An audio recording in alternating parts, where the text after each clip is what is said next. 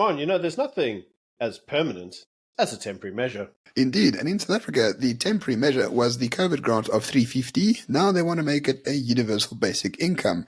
And the ANC are pulling out all the stops to make this a reality. Yeah, so the big difficulty, ladies and gentlemen, is that the ANC have actually had to go through and ask their Treasury and their Finance Minister if they can actually find some money to fund all the crazy, stupid rubbish that they promised that they would do between the last election and this election. There's a few things they haven't done. Now, one of them is obviously the basic income grant. They've gone to Treasury and they said, guys, how do we fund this? And Treasury says, well, we can't. We don't have any money. So the idea now is, okay, well, we're still going to fund it. But how are we going to do it? Is we're going to fire everybody in government. 80,000 people, they said, which I'm completely in support of, by the way. I think fire all of them. But it's a very unusual strategy given the tripartite alliance. So here's the scenario, right? Jacob Zuma famously said the ANC will lose power when Jesus comes back. It looks like Jesus is almost back. He's knocking at the door because the ANC is pulling out all the stops on the assumption that the 350 Rand grant in perpetuity will make them win the next election.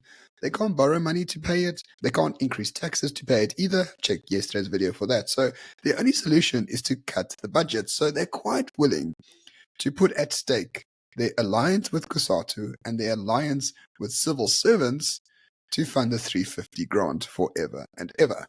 This is such a change from the ANC that only two things. They're really, really desperate to win the next election through grants, or B, their backs are really against the wall and they got nowhere else to go. Yeah, remember the problem is their backs are against the wall, because one of the things that we know from the polling is that the ANC may get 50% of the vote if they manage to get load shedding under wraps, but they haven't. In fact, load shedding's got worse. The ANC doesn't really have a good track record for it to stand by. I mean, everything's got worse under the Ramaphosa, not better. But the one thing that they can say is, well, we gave a 350 grant, basic income grant. And the idea in ANC circles is that that grant is relevant enough to be able to buy them votes. But a little research says that that's not true. Most people want a good job and not a 350 grant. The party that's most annoyed by this, though, is actually COSATU, a key alliance partner, who has come out and described the job cuts as insane. And they said it's the equivalent of cutting the flesh, not the fat, of the civil service. Well, I mean, to defend COSATU, I actually think they are absolutely correct. Let us not forget, the ANC government spends more money on personal protection, i.e. their VIP bodyguards, than the Hawks and the army. The average ANC minister lives a lifestyle that is so far removed from everyone else, purely funded by taxpayers. So instead of cutting the VIP protection or cutting cabinet posts or cutting how many director generals you can have, they're going to go after nurses, police officers, teachers, and things like that. So COSATU does have a point.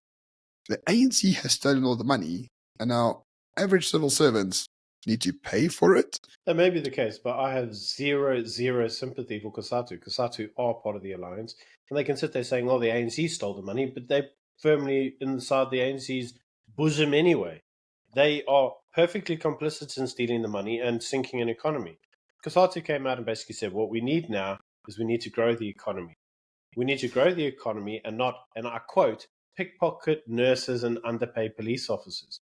Yeah, that's lovely, but we all know the solution to growing the economy, which is not doing EWC, not doing NHR, not doing all the BEE stuff, liberalizing the market. The problem, Ramon, is that the ANC seems to be wedded to socialist dogma, which COSATU is firmly one of them. COSATU is a firmly socialist organization, and they keep thinking that if they just socialist harder, everything will magically fix itself. And then when it doesn't, they all sit there in shock going, oh, but we need to grow an economy.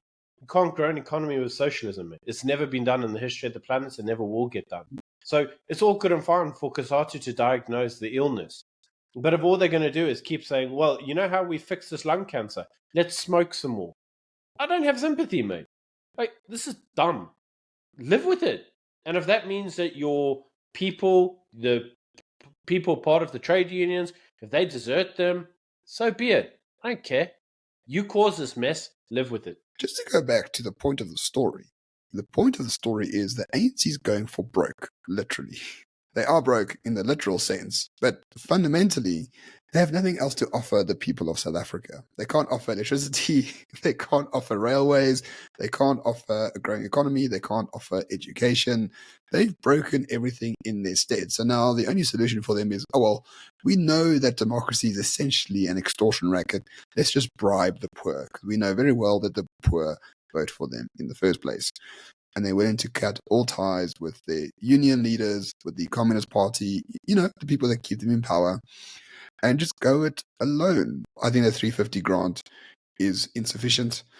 I think we should just follow what the Youth League says and double it to 1,500 because, Zuma maths. Well, he actually also said 4,500 if you're a graduate, because Zuma maths, 30% is, they can't fund 350, but 4.5, that's a piece of cake, right? Problem is, and this has been said as well by parties who think that 350 is going to buy them whatever. Let us not forget that when the 350 was introduced in 2020, petrol wasn't at the prices it is now. Inflation isn't at the prices it was now. The cost of buying things wasn't what they are now. So that 350 has kind of remained static since it was introduced from 2020 because of the scamdemic. But let's face it, it doesn't get you what it did then.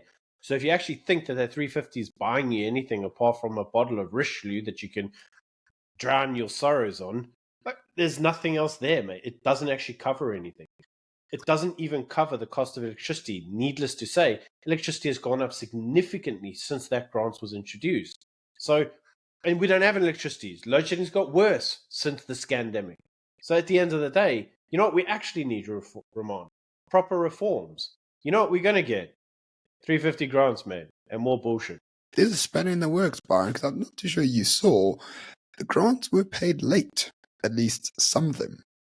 People queued up like they dutifully do to collect their grants, and guess what? There was no money available. They say it was a glitch.